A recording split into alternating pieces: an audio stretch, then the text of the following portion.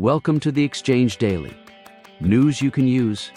Today is November 12th, 2025. I'm Tom, your news anchor for the day. Today on the Exchange, we're covering 5 critical developments. First, Google is changing the game for AI privacy with a new cloud platform. We'll also examine Microsoft's internal progress report on its massive security overhaul.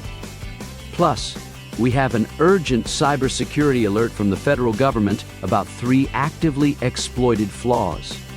Later, a foundational cybersecurity standard just got a major update focused on supply chain risk.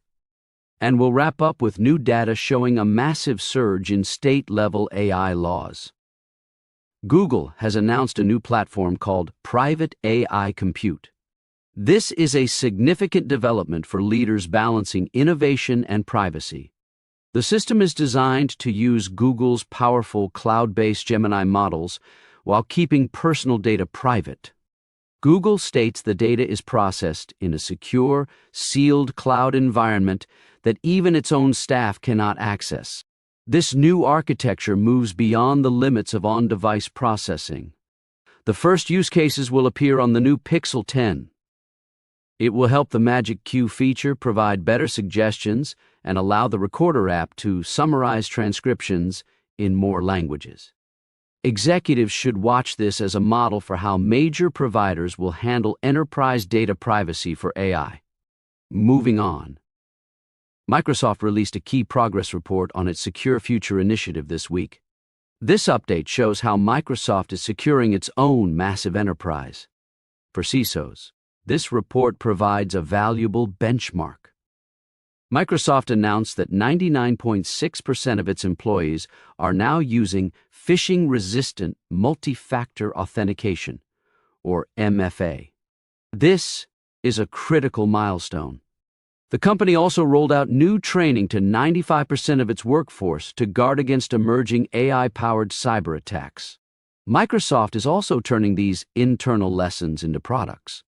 It is evolving Microsoft Sentinel into what it calls an AI-first security platform.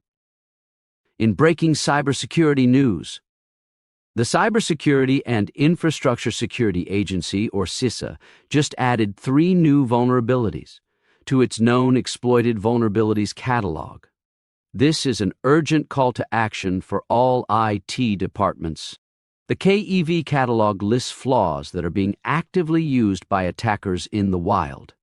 The new additions are a flaw in WatchGuard Firebox devices, another in Gladinet TrialFox, and a third in the Microsoft Windows kernel. Federal agencies are required to patch these flaws by December 3rd.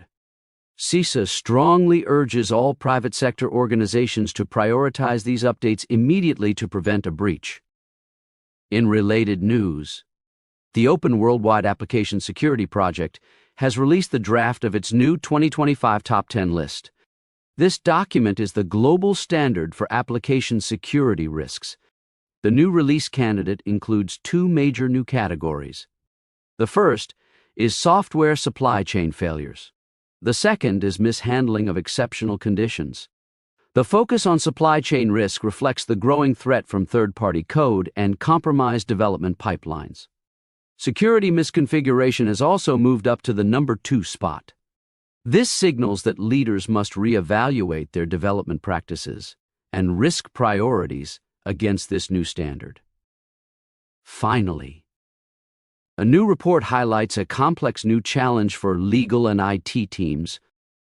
The National Conference of State Legislatures, or NCSL, reported on November 11th that AI regulation at the state level is surging.